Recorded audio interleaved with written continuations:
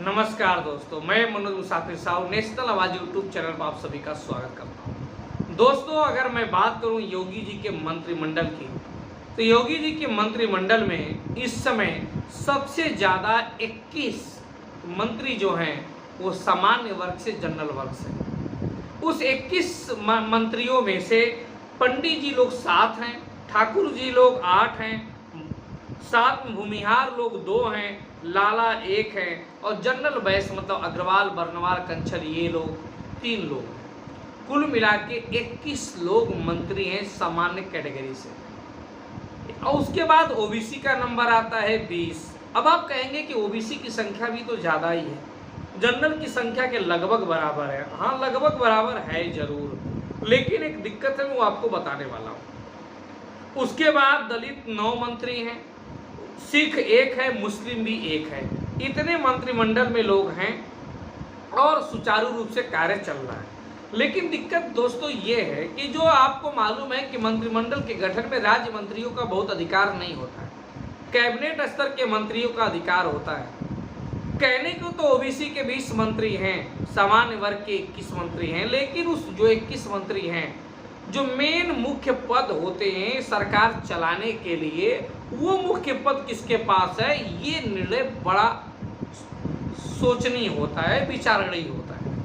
अगर आप गौर से देखें तो महाराज जी के पास, योगी आदित्यनाथ जी के पास मुख्यमंत्री के साथ साथ सबसे प्रमुख विभाग में गृह मंत्रालय उनके पास है। गृह मंत्रालय के द्वारा ही चौकी, थाने, पुलिस, सुरक्षा, प्रशासन व्यवस्था सुचारू रूप से चलती है।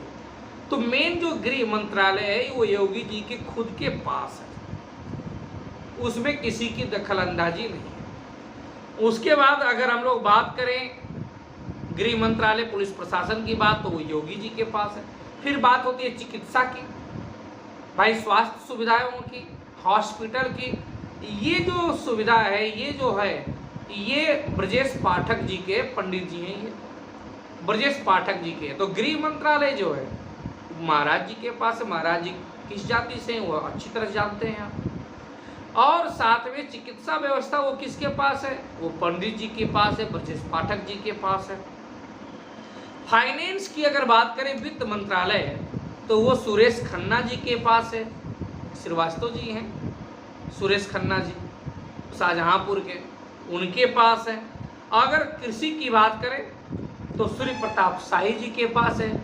खेती किसानी सूर्य प्रताप शाही, ये जानते ही हैं इनको आप, ये भाजपा के प्रदेश अध्यक्ष भी रहे हैं, देवरिया के रहने वाले हैं, बाबू साहब हैं भाई, बाबू साहब हैं, बाबू साहब। तो इनके पास एग्रीकल्चर विभाग है, खेती किसानी संबंधित सारा विभाग इनके पास है। तो आपने अभी देख लिया गृह मंत्रालय किसके पास है, वो भी जनरल। आपने देख लिया स्वास्थ्य विभाग किसके पास है, वो भी जनरल। आपने ये भी देख लिया कि फाइनेंस किसके पास है, वो भी जनरल। और आपने देख लिया कि एग्रीकल्चर कृषि किसके पास है, वो भी जनरल, सामान्य वर्ग के पास।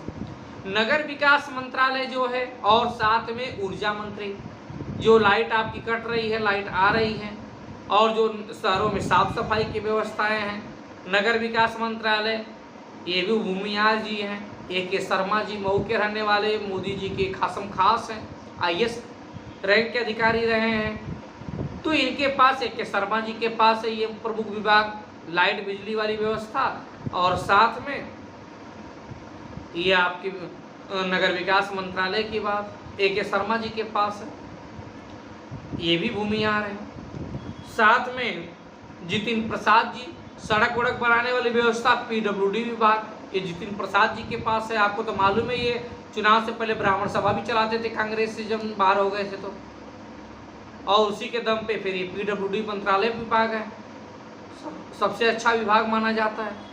तो PWD मंत्रालय भी, ये भी पंडित जी हैं, जितिन प्रसाद जी ब्राह्मण हैं, इन्हीं के पास है।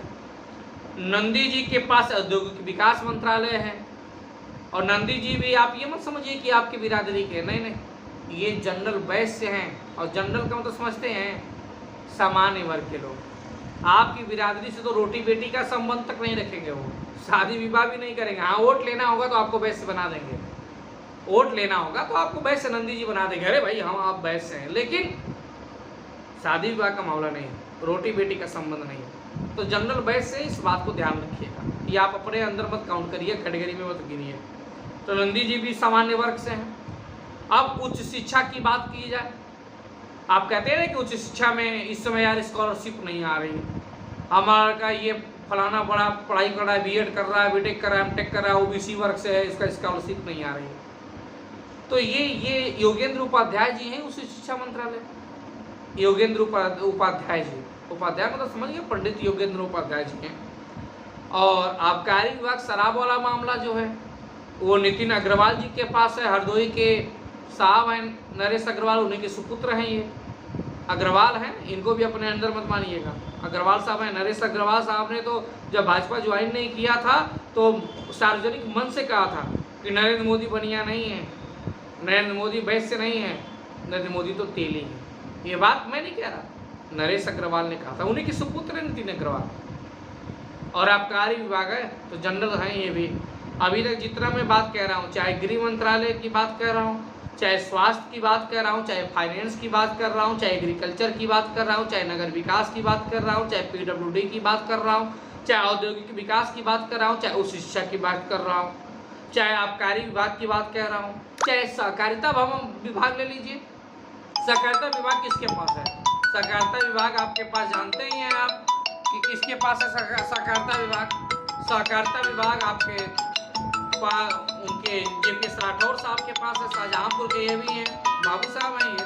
अब परिवहन विभाग दयाशंकर सिंह के पास है। तो सब आप एक लाइन से समझिए, एक लाइन से सारा मुख्य विभाग जो है सामान्य वर्ग के पास है। सहकारिता विभाग भी जेपीएस राठौर बाबू साहब हैं, दयाशंकर सिंह के पास परिवहन विभाग है, सब बड़े लोगों के पास है। तो आप समझिए कहानी को कि बड़े मंत्रालय जो हैं वो किसको दिए जाते हैं और क्यों दिए जाते हैं, ये आपको समझना पड़ेगा, है ना। और आप कहने को कहते हैं हमारी सरकार है, हमारी सरकार, आपकी सरकार है नहीं। आपकी सरकार होती तो आपको वहाँ पे अधिकार मिलता, आपको सरकार होती तो आपको वहाँ सहभागिता मिलती, नुमाइंदगी मिलती, है ना। समझिए उस बात। धन्यवाद।